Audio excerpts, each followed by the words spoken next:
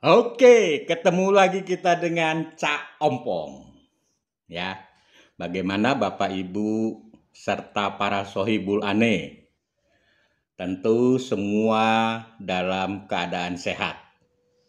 Oke, hari ini kita membahas mengenai peluang Anies Baswedan ya di hasil Rakernas Partai Nasdem. Ya, seperti kita ketahui, sebentar lagi ada rapat kerja nasional Partai Nasdem. Ya, yang juga menjaring calon-calon presiden untuk 2024. Nah, sebelum kita membahas itu, saya tertarik sekali dengan tagline-nya Partai Nasdem, yaitu Restorasi Indonesia. Nah, apa itu restorasi Indonesia? Nah, setelah saya coba googling, ya kan, maksudnya apa? Nah, itu memang bagus sekali, sangat mengena. Ya, kita berterima kasih sekali dengan Bang Surya Paloh yang sudah mempunyai ide mencetuskan restorasi Indonesia. Nah, yang pertama adalah memperbaiki. Nah, yang kedua mengembalikan. Yang ketiga memulihkan. Dan terakhir mencerahkan. Nah, jadi coba kalau kita renungkan tagline ini itu luar biasa, sangat mengena. Kenapa bisa muncul tagline restorasi Indonesia? Tentu Bang Surya Paloh yang sudah menjadi politikus senior sangat memperhatikan perkembangan perpolitikan di Indonesia. Ya, jadi beliau itu sudah malang melintang, banyak makan asam garam kalau kata orang. Ya, dan beliau bukan hanya mengamati tapi sebagai praktisi politik. Ya. Nah, mungkin kalau menurut saya Bang Surya Paloh sudah melihat dan mengkhawatirkan bahwa perpolitikan Indonesia ini keluar dari jalurnya, keluar dari cita-cita bangsa dan negara. Ya, perpolitikan Indonesia sudah bercampur baur dengan paham ideologi negara lain. Nah, sehingga Bang Surya Paloh melalui restorasi Indonesia ingin mengembalikan, ya, ingin memperbaiki, memulihkan agar perpolitikan Indonesia selalu mempertimbangkan bahwa kepentingan rakyat, kepentingan negara, dan kepentingan bangsa itu di atas segala-galanya. Ya.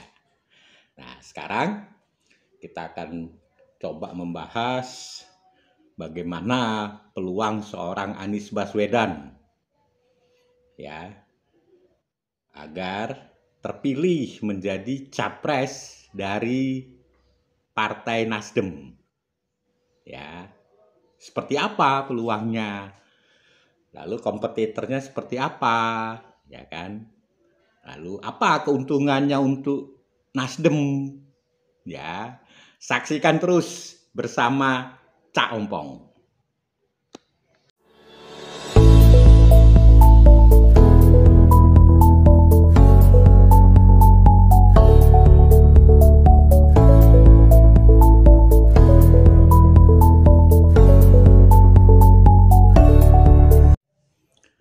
Bang Surya Paloh dan Partai Nasdem, ya kalau Cak Ompong boleh simpulkan adalah partai yang kalem, mengamati, ya, tidak suka show off, ya, Jadi Bang Surya Paloh ini kalau dibandingkan dengan politikus lain, nah itu jarang tampil di televisi. Padahal memiliki televisi, ya kan?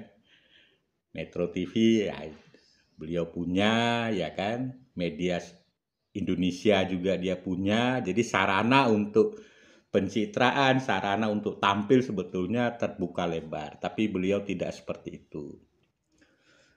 Sekalipun ada yang tidak cocok ya dengan dirinya mengenai kepemimpinan nasional, beliau lebih mengutamakan diam atau ya kita juga nggak tahu atau bertemu langsung dengan Pak Presiden. Tapi pengamatan Coompong, beliau tidak suka menjelekkan pemerintah di depan media. Nah itu hebatnya seorang Pak Surya Paloh. Nah, yang kedua, Partai Nasdem pada Pilpres 2024 ini itu sangat berperanan. Menurut Coompong ada dua peranan pentingnya. Satu adalah dia menentukan capres. Ya, walaupun Partai Nasdem tidak mempunyai capres dari internal, tapi beliau menjaring capres yang potensial. Apa itu potensial? Nah, ini penting ini. Supaya para pemirsa paham apa itu potensial ya.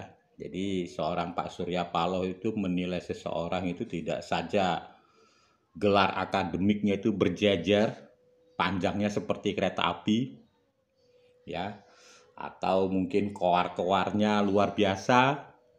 Nah, saya rasa politikus senior berkaliber seperti Bang Surya Paloh, Ibu Megawati, ya, Pak Jokowi, nah itu menilai seseorang itu tidak hanya kepada gelar akademik, capaiannya saja, tapi, nah ini ada tapinya ini, attitude dan personality itu sangat berpengaruh.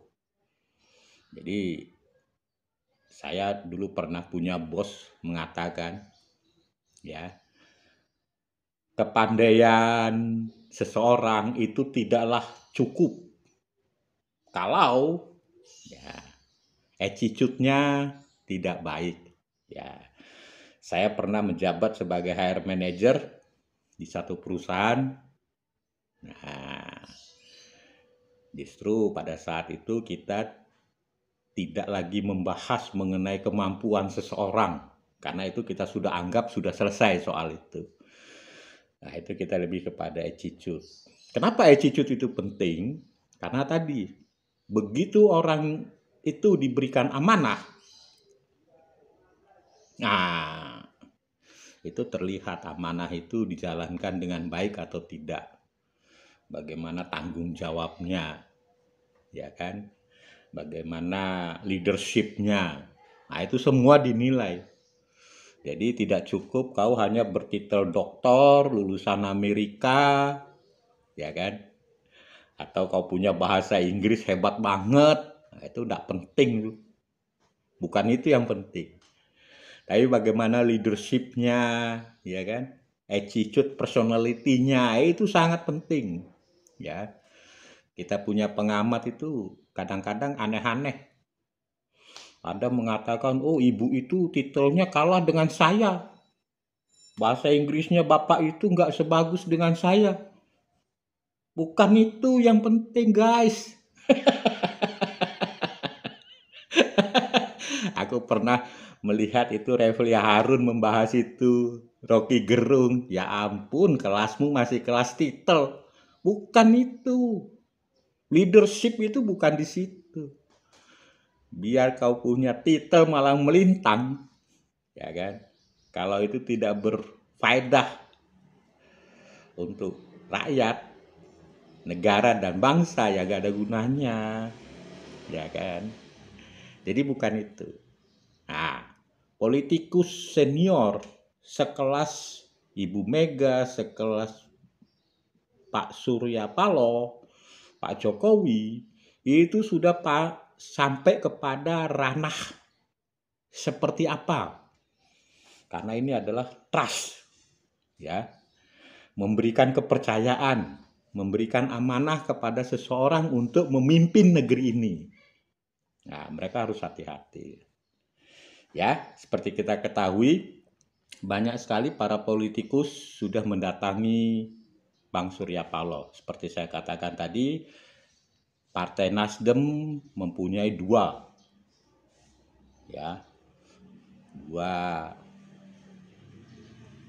peranan penting. Satu, menentukan capres. Yang kedua, dia menentukan partai, menentukan partai yang bisa mengikuti kontestasi politik. Maksudnya adalah dengan dia menentukan capres, artinya akan terbentuklah berapa pasang calon presiden dan cawapres. Sekaligus akan menentukan partai mana berkoalisi dengan partai mana.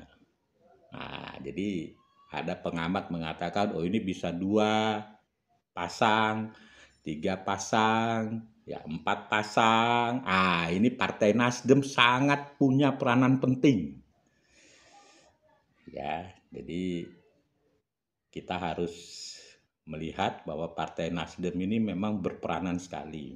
Kalau PDIP pasti dia punya capres sendiri. Golkar dia punya capres sendiri. Gerindra dia punya capres sendiri. Dia bisa menentukan sendiri. Tapi yang lain, Pak Anies, Pak Ganjar, Pak Ridwan Kamil, ini masuk radar pantauan para politikus senior. Sekali lagi saya katakan, titel, gelar, bukan itu. Bukan, sekali lagi bukan. Itu para politikus senior itu tidak terkesima hanya dengan gelarmu. Tidak terkesima dengan koar-koarmu. Bukan. Tapi lebih kepada kinerjanya seperti apa, personalitinya seperti apa, attitude-nya seperti apa, bagaimana kalau kepercayaan ini diberikan kepadanya, itu yang penting. Nah, karena banyaknya calon yang akan dijaring Partai Nasdem, artinya peluang Pak Anies itu semakin kecil.